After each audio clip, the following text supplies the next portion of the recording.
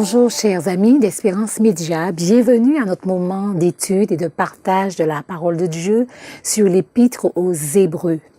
Le portrait de Jésus qui capture la largeur, la longueur, la hauteur, la profondeur de l'amour de Dieu pour nous est notre sujet de ce trimestre. Jésus, notre frère fidèle, est le thème de notre discussion avec Pasteur Hilary Lucéa. Bonjour, bienvenue et merci d'avoir honoré notre invitation sur ce plateau. Nous allons découvrir comment Jésus s'est dépouillé de lui-même, s'est dépouillé de sa gloire pour venir jusqu'à nous. Comment, pour être notre sauveur, il est devenu notre frère. Donc avant de lancer le débat, je t'invite à prier. Éternel, notre Dieu, notre Père, nous voulons te remercier pour ta parole qui est là pour nous instruire. Et que le même esprit qui a inspiré les auteurs de la Bible puisse nous accompagner, nous soutenir et nous diriger. Et qu'il nous conduise dans toute la vérité au nom de Jésus et pour ta gloire. Amen. Amen. Donc, Jésus adopta notre nature humaine. Il devint notre parent le plus proche et nous racheta. Il nous a appelés frères. Donc, comment peut-on comprendre la notion de frère rédempteur? Alors, tout d'abord, nous voulons placer cette question dans le contexte du texte biblique, Oui. De Hébreux chapitre 2, à partir du verset 14, qui nous dit: ainsi donc, puisque les enfants participent au sang et à la chair, il y a également participé lui-même, afin que, par la mort, il anéantit celui qui a la puissance de la mort, c'est-à-dire le diable. Donc, Jésus, étant Dieu, ne pouvait pas vivre au milieu de nous. Mais pour nous racheter, il fallait qu'il s'identifie à nous. Parce que quand on regarde dans le livre de Lévitique, Dieu a donné des principes aux Israélites. Oui. Et là, il va les inviter à établir le principe du rachat de terrain. D'accord? Et nous pouvons lire ce qu'il est dit ici et qui a le droit de racheter.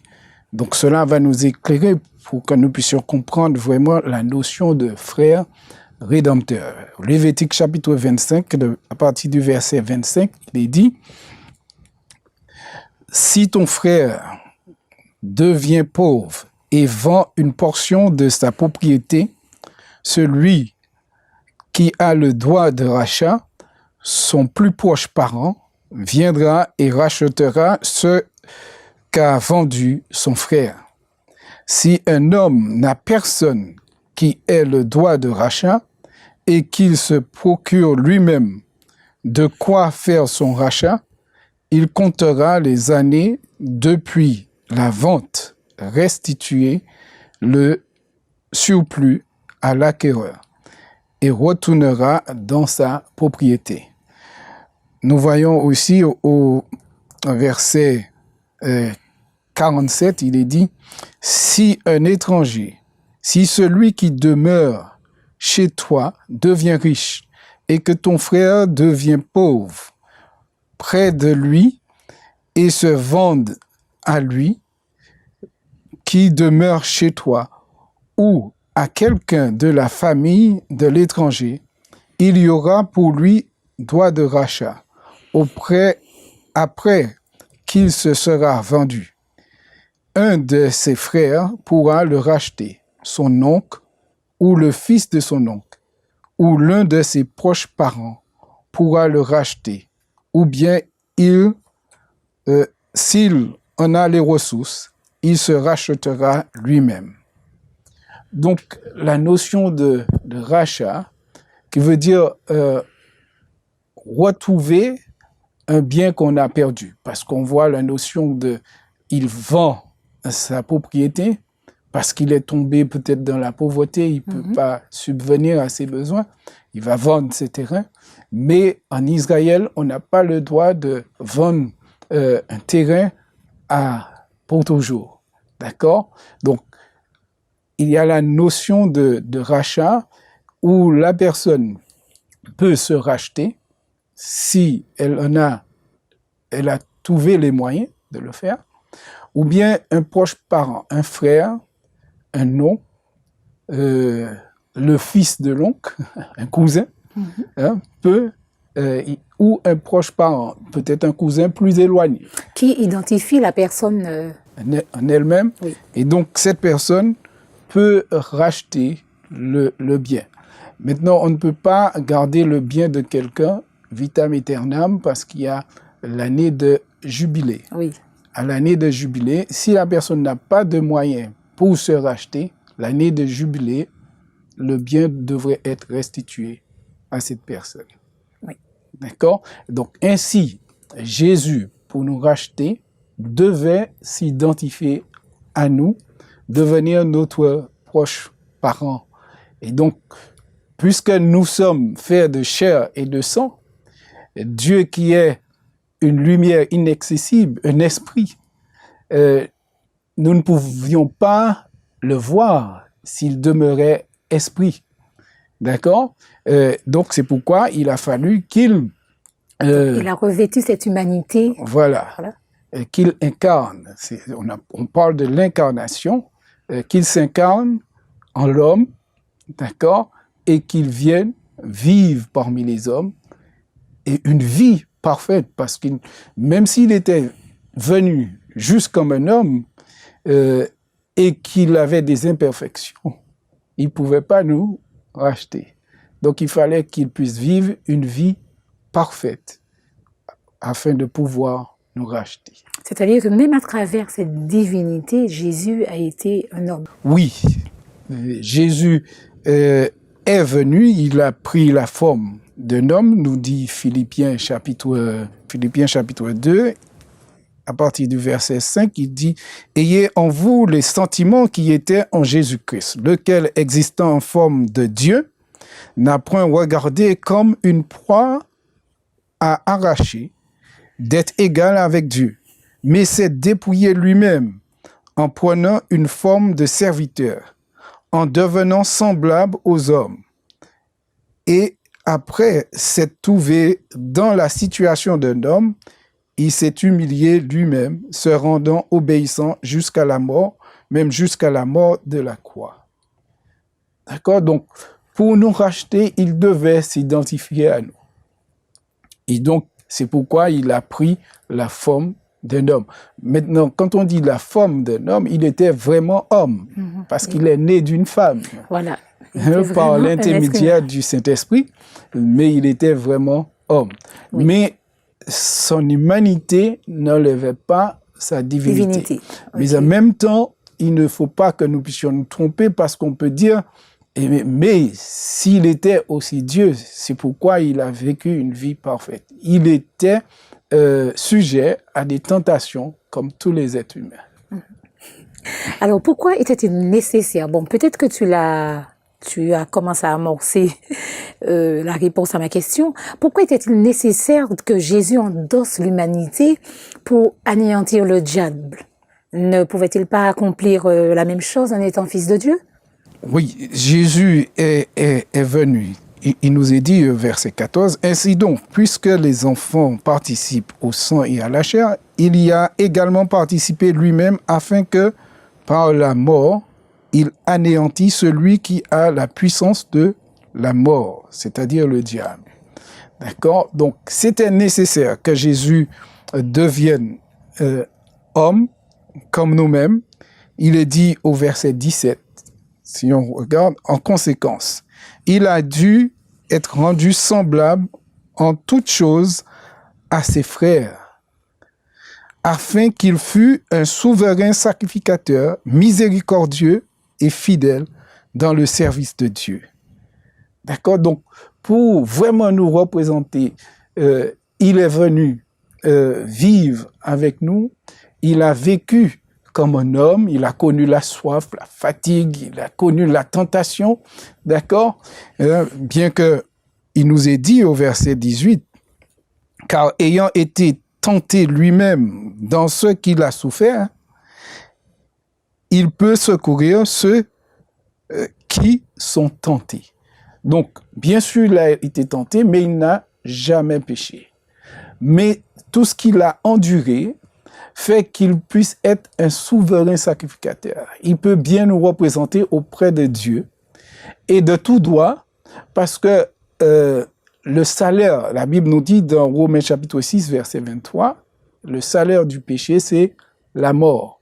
Donc celui qui voudrait nous racheter devait payer le prix.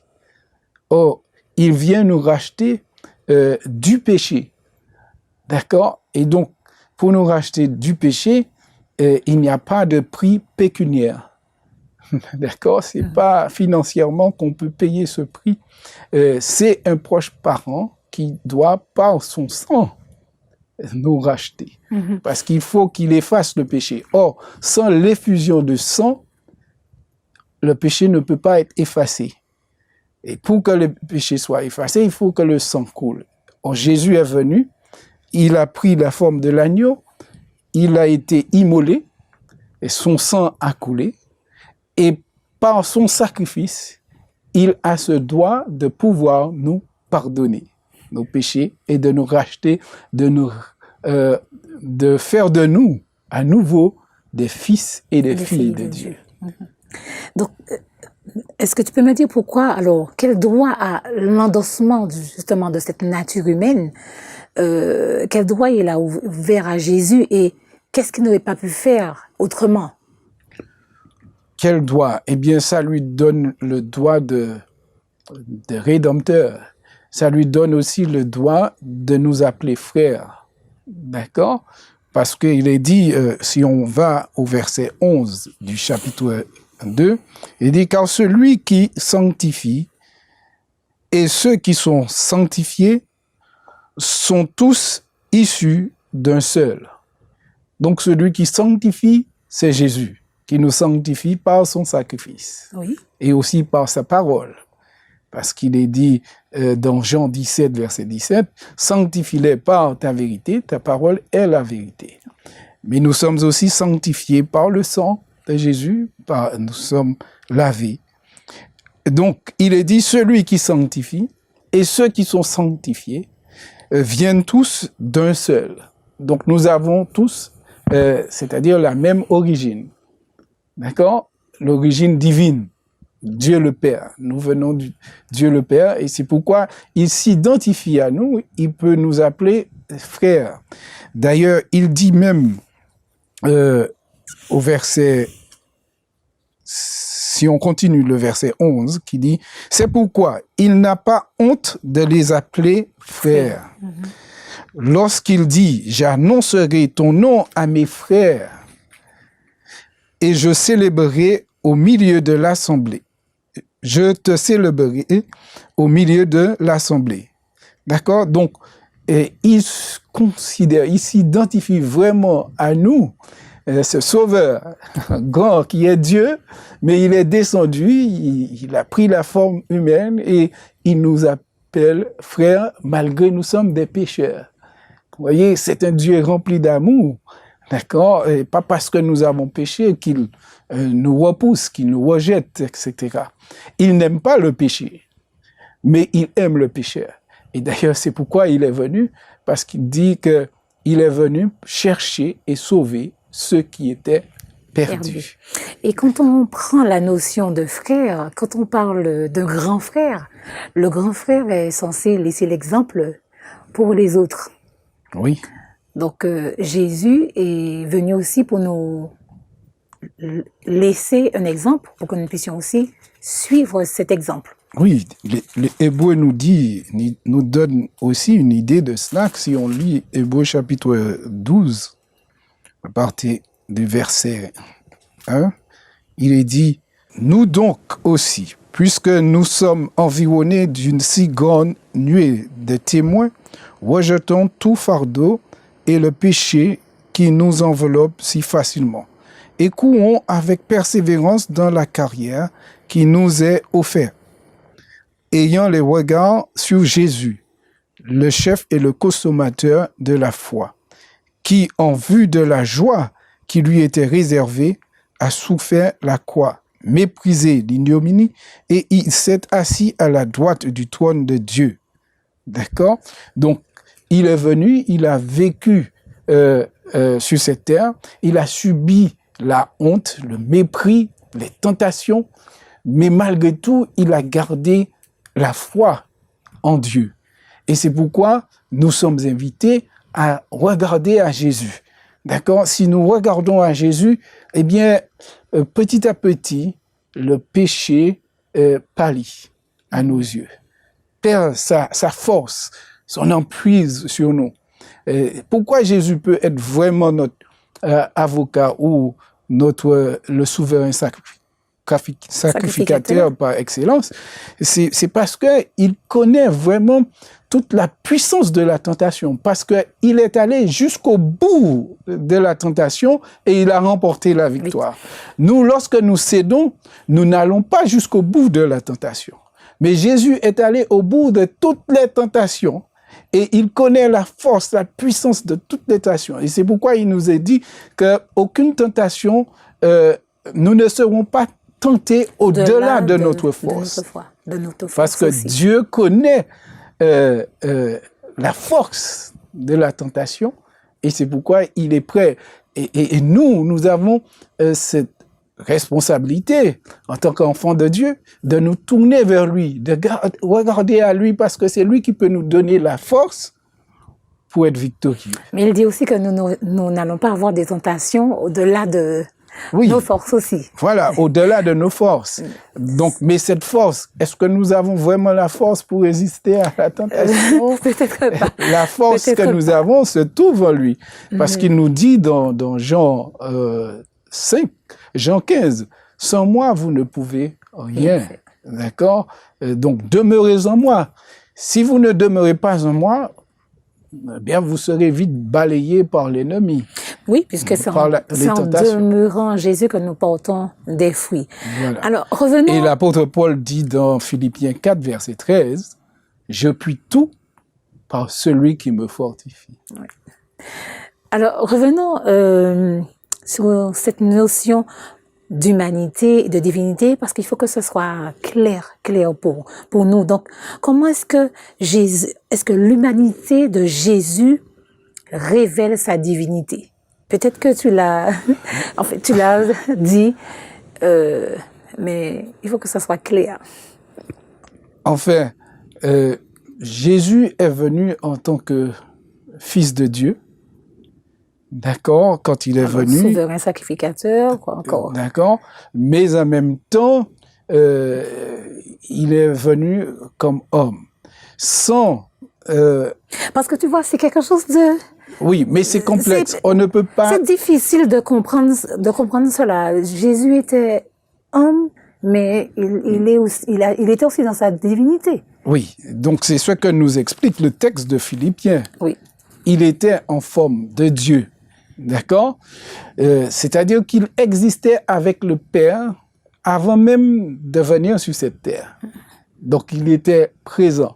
D'ailleurs, c'est pourquoi il est dit dans Jean chapitre 17, Jean chapitre 17 à partir du verset 5, où il est dit « Et maintenant, toi, Père, glorifie-moi auprès de toi-même, de la gloire que j'avais auprès de toi, avant que le monde fût. » Donc, il nous montre sa préexistence avant l'existence du monde même. D'accord? Donc, Jésus était déjà là. Il était déjà présent. Il était, et Philippiens nous dit lequel était en forme de Dieu. Donc, et dans Jean chapitre 1 aussi, il est dit il était Dieu. D'accord? Oui. Donc, ce Dieu-là, toute chose a été créée par lui. D'accord? C'est ce que nous dit dans Jean. C'est ce qu'il nous faut comprendre. Donc là, tu expliques la notion de divinité, là. Oui. Et on va comprendre pourquoi l'humanité va arriver. Oui. D'accord? Au commencement était la parole, et la parole était avec Dieu. et la parole était Dieu. Elle était au commencement avec Dieu. Toutes choses ont été faites par elle, et rien de ce qui a été fait n'a été fait sans elle. D'accord? Donc, toute chose a été faite par Dieu. Or, par qui? En réalité, c'est par la parole. Or, il nous est dit au verset 14, « Et la parole a été faite chair, et elle a habité parmi nous. » Donc, ce qui nous permet d'identifier cette parole. Et donc, la parole, c'est Jésus. D'accord? Qui était au commencement avec Dieu et qui était Dieu lui-même. Et il est venu sur cette terre, d'accord? Il est venu sur cette terre en tant que bébé, né d'une femme, d'accord? Donc, il a pris la forme humaine. Parce que s'il était resté Dieu, il est revêtu en tant que Dieu. L'apôtre Paul nous dit dans Timothée, dans le livre de Timothée, que Dieu est une lumière inaccessible. D'accord? Donc, en tant que Dieu, on ne pourrait pas le voir. Oui, parce que Dieu est dans toute sa magnificence. Mais Dieu va prendre la forme humaine pour venir habiter avec nous, pour pouvoir vivre au milieu de nous. Et Jésus est l'empreinte même, il est dit, du Père. Alors, c'est quoi l'empreinte? D'accord? On peut dire que c'est une photo même du Père. D'accord? Mais cette photo, elle est différente parce que moi, quand c'est ma photo, ce n'est pas la photo de mon fils ou de ma fille. C'est pas la photo d'une autre personne, c'est ma photo. Or, on nous dit que Jésus est la photo du Père. Et lui-même, il dit, celui qui m'a vu a vu le Père. D'accord? Donc, ce qui voudrait dire, toutes les attributs de Dieu se retrouvent en lui. Et en même temps, il va descendre.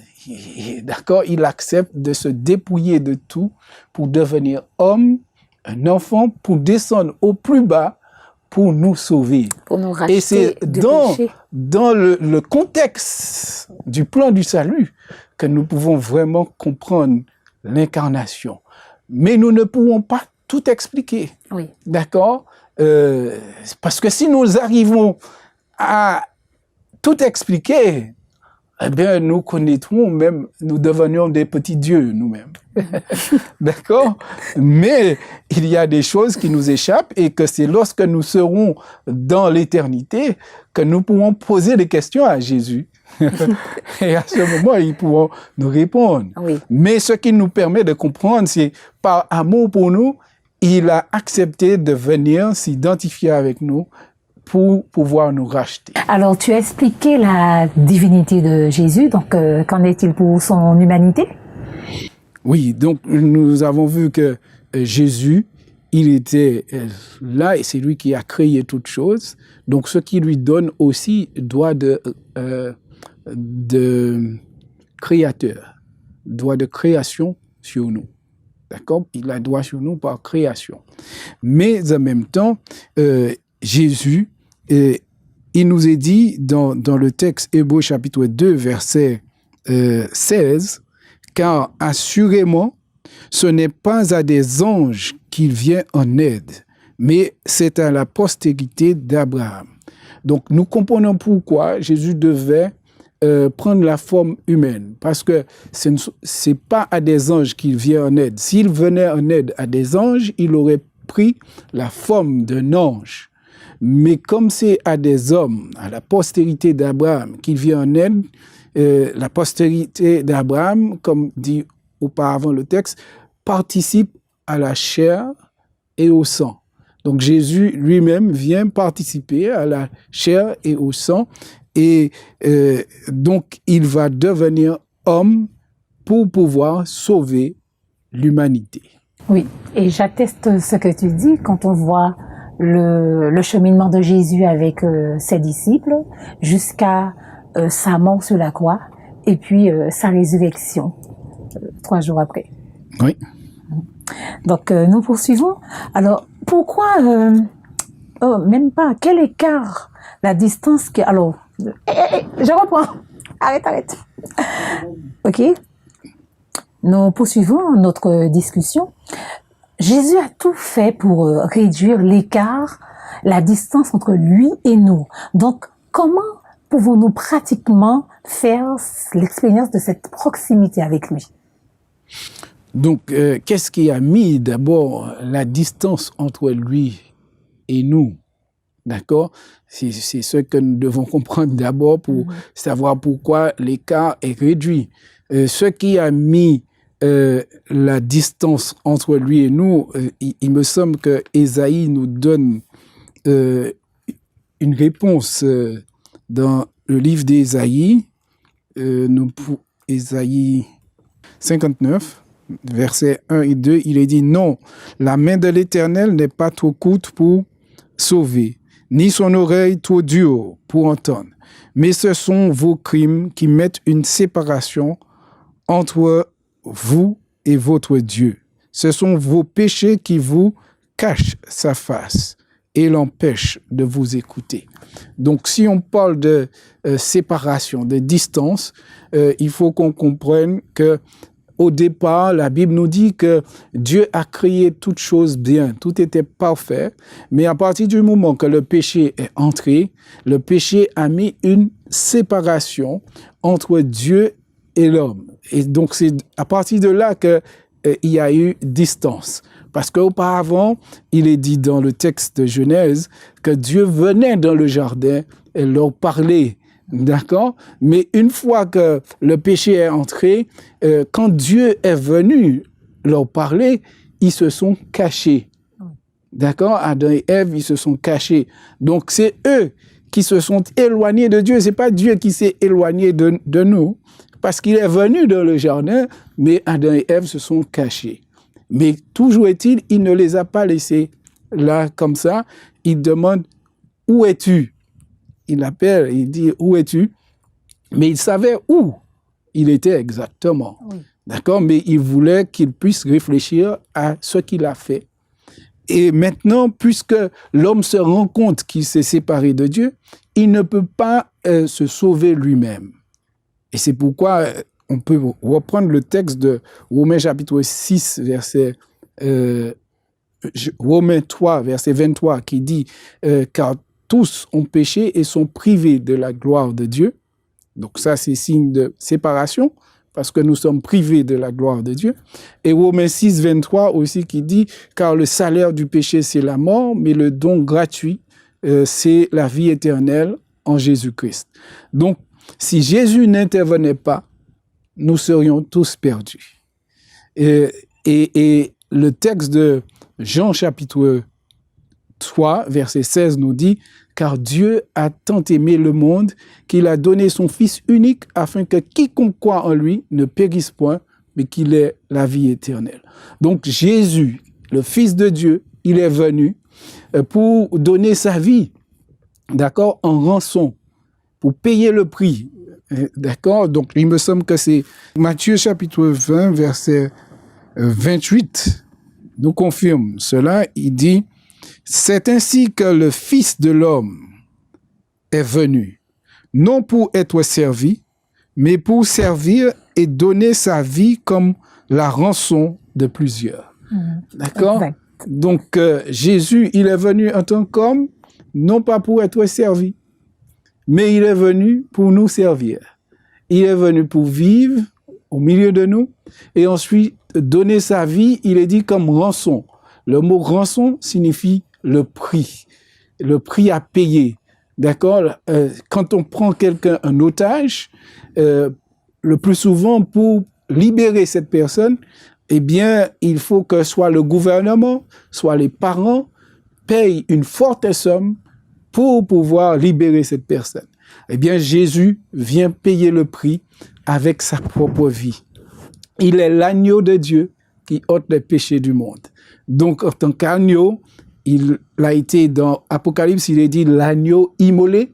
Donc, il a été immolé, il a donné sa vie, versé son sang, et par son sang, nous avons le pardon de nos péchés.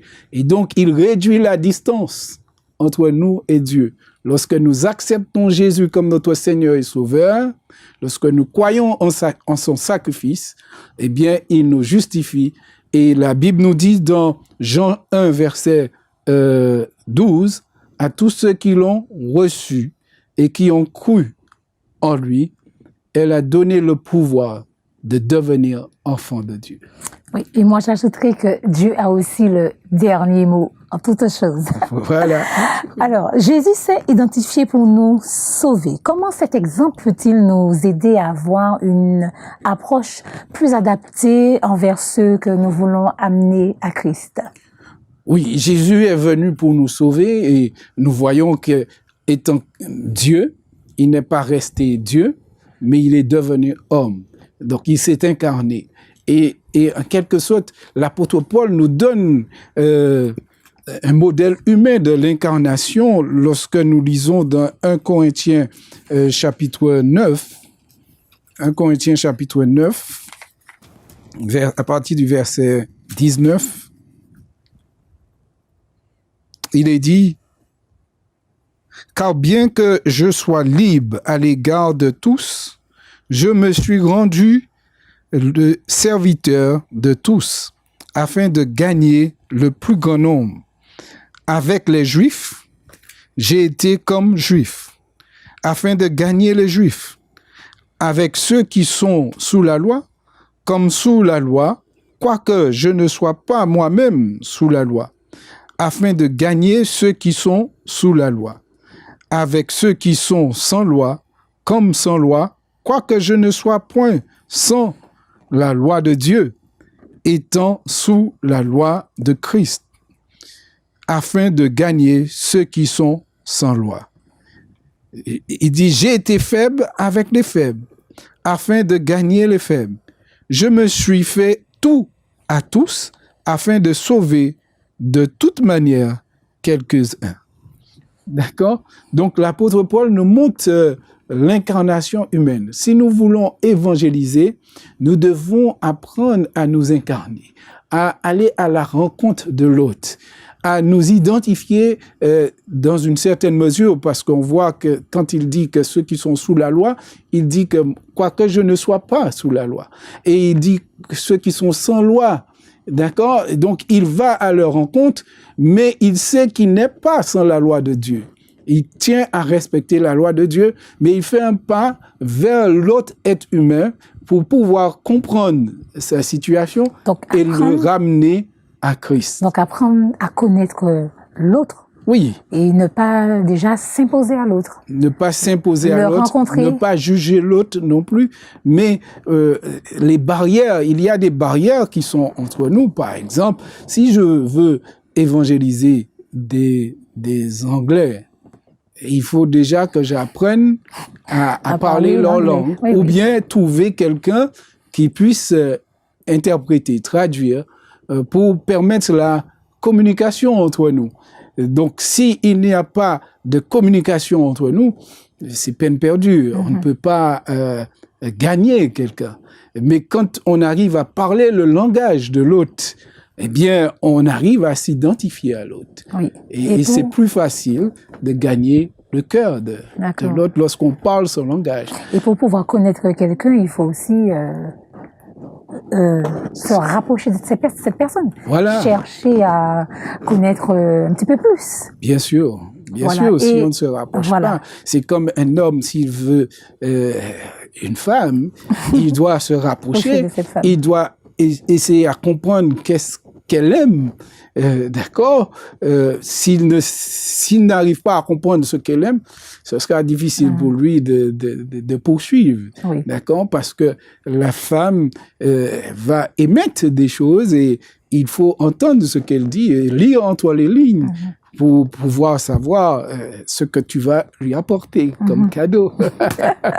Et ça me rappelle aussi, on revient sur la notion de frère, de protection aussi, hein, puisque quand Jésus se rapproche de nous pour que nous puissions nous identifier à lui, Jésus cherche aussi à nous protéger, à... Oui, dans cela, il y a la notion de protection parce qu'il veut nous faire savoir que notre protection, en réalité, parce que se trouve en lui, notre rédemption notre salut se trouve en lui. Et c'est pourquoi Israël, à une époque, quand il s'éloignait de Dieu, on peut lire dans Ésaïe, à partir du chapitre 30 et 32, rapidement, on va voir ce que Dieu demande à son peuple, là, ici, dans Ésaïe 30, verset 1, il est dit « Malheur, dit l'Éternel aux enfants rebelles, qui prennent des résolutions sans moi et qui font des alliances sans ma volonté pour accumuler péché sur péché. » Au chapitre 31, il est dit, verset 1, « Malheur à ceux qui descendent en Égypte pour avoir du secours, qui s'appuient sur des chevaux et se fient à la multitude des chars et à la force des cavaliers, mais qui ne regardent pas vers le Saint d'Israël et ne recherchent pas l'Éternel. » Donc, en quelque sorte, Jésus vient pour nous montrer que le chemin, parce qu'il dit « Je suis le chemin, la vérité et la vie. Nul ne vient au Père que par moi. » Donc, il vient nous montrer comment vivre pour plaire à Dieu. Il a vécu sa vie et donc, il ne reste pas loin et nous dire, bon, fais ceci, fais cela. Il est venu lui-même vivre au milieu de nous et là, nous pouvons le contempler, contempler sa vie et l'imiter, en quelque sorte. Il devient notre modèle, mais en même temps, il nous montre sa force. Parce que la Bible nous dit, il était constamment en prière. Il laissait les disciples, il allait chercher des moments pour prier son Père et son Père lui révélait ce qu'il fallait dire dans la journée aux personnes qu'il allait rencontrer. Donc, si nous voulons trouver la force de vivre, la force d'être victorieux, nous devons imiter Jésus. Imiter Jésus. D'accord. Notre grand frère, en quelque sorte. Alors, nous arrivons pratiquement à la fin de notre échange. Alors, j'ai encore 2 questions. On va revenir sur cette notion de sang et de chair. Alors, Hébreux, chapitre 2, le verset 14. Alors, je ne vais pas reprendre tout le verset, mais il était dit, puisque les enfants participent au sang et à la chair, il y a également participé lui-même. Donc, quel message est véhiculé par l'expression la chair et le sang?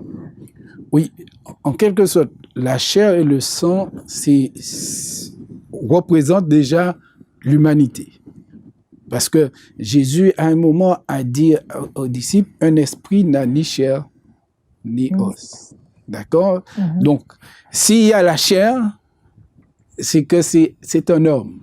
Donc, Jésus était vraiment un homme. Okay. Donc, cela permet de comprendre, rejeter l'idée du docétisme. Le docétisme voudrait que Jésus soit un fantôme, un esprit. Il était là sur la croix, il avait la forme humaine, mais c'était pas lui, c'était pas un homme. D'accord? Donc, c'est le docétisme. Mais là, Jésus fait savoir qu'il était vraiment en chair et en os. D'accord? Et quand il est venu s'identifier à nous, il a vraiment pris la forme humaine. D'accord? Donc, il n'a pas eu la nature pécheresse d'Adam. D'accord? Mais il avait, comme on peut dire, la même nature qu'Adam avait avant le péché. D'accord? Avant le péché. Maintenant, Adam, ayant cette nature, était sujet au péché. Et c'est pourquoi il y avait une mise en garde constamment pour lui dire, voilà, tu peux manger des arbres de tous les arbres du jardin, excepté de cet arbre. Car le jour où tu en mangeras, tu mourras. Il a reçu les instructions. D'accord? Donc, Jésus lui-même, il est venu, mais il a obéi parfaitement à la volonté du Père. D'accord? Oui. Et c'est pourquoi il peut vraiment nous aider. D'accord? Il peut nous aider. Et c'est pourquoi il nous est dit dans Hébreux chapitre 4, à partir du verset 14. Ainsi, puisque nous avons un grand souverain sacrificateur qui a traversé les cieux, Jésus le Fils de Dieu, demeurons fermes dans la foi que nous professons, car nous n'avons pas un souverain sacrificateur qui ne puisse compatir à nos faiblesses. Au contraire, il a été tenté comme nous en toutes choses, sans commettre de péché. Approchons-nous donc avec assurance du trône de la grâce, afin d'obtenir miséricorde et de trouver grâce pour être secouru dans nos besoins. Donc, vraiment, Jésus devait venir. Bien sûr, la chair et le sang représentent nos faiblesses. D'accord, le péché. Mais avec Jésus, celui qui s'unit à Jésus devient esprit. D'accord? Devient esprit. Donc, c'est pourquoi l'apôtre Paul, dans Galates chapitre 5, nous invite à vivre selon l'esprit. D'accord? Lorsque nous devenons, comme j'ai dit dans Jean 1, verset 12, qui nous dit tous ceux qui l'ont accepté, qui l'ont reçu, deviennent enfants de Dieu, eh bien, nous servons Dieu par esprit. Selon la chair, nous sommes faibles, mais selon l'esprit, nous devenons forts. D'accord? Et donc, nous devons nous attacher aux choses, nous affectionner aux choses de l'esprit. Ainsi, nous pouvons devenir victorieux sur le péché. Et pourtant, nous avons l'exemple. Hein? Nous avons l'exemple de Jésus. Oui.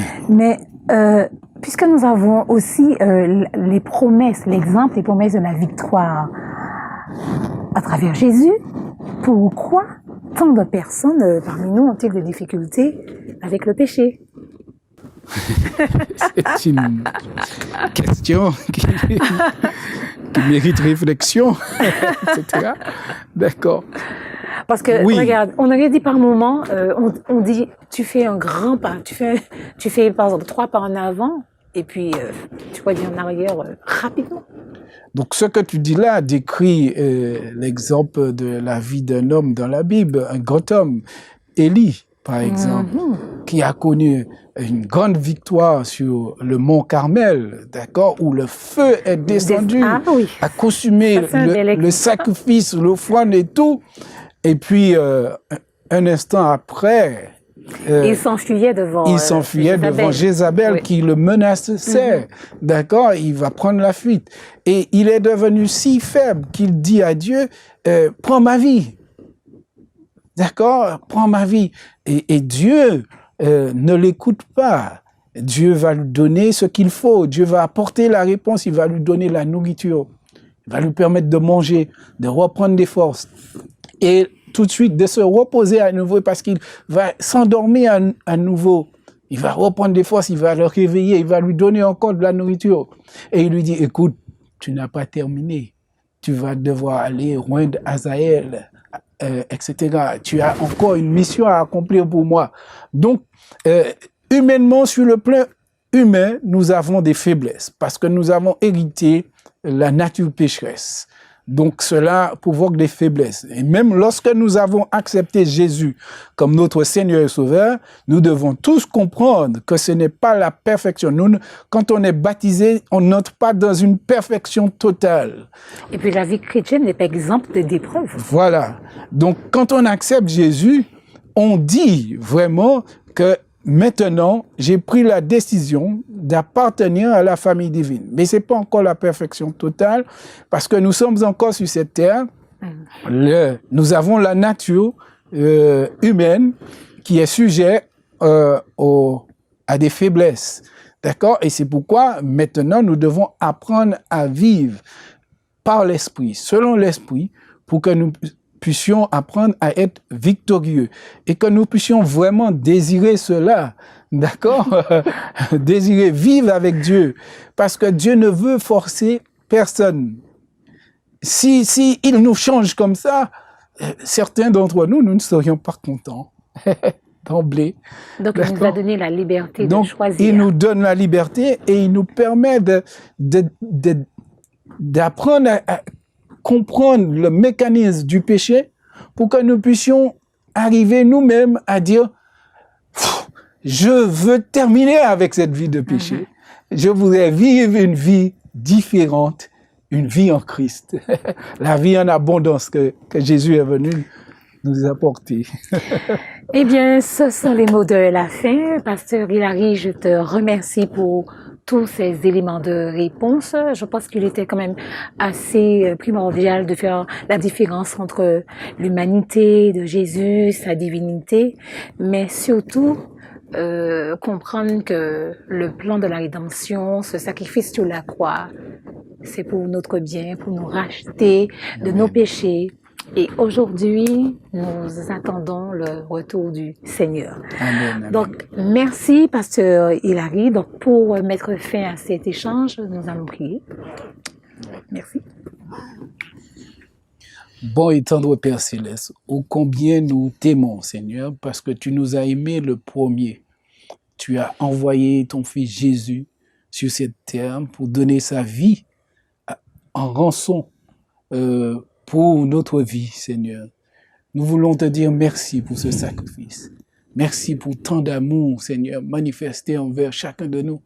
Aide-nous par ta grâce, par ton esprit, à répondre à cet amour par l'amour pour toi, Seigneur. Apprends-nous à t'aimer toujours plus. Augmente notre foi en toi, Seigneur, et que nous puissions devenir vraiment des enfants de Dieu.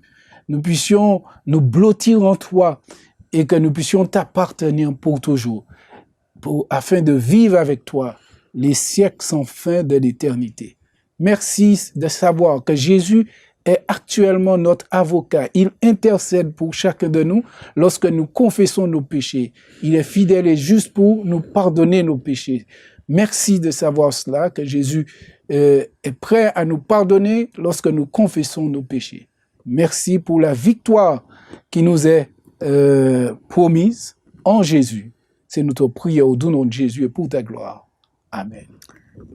Amen.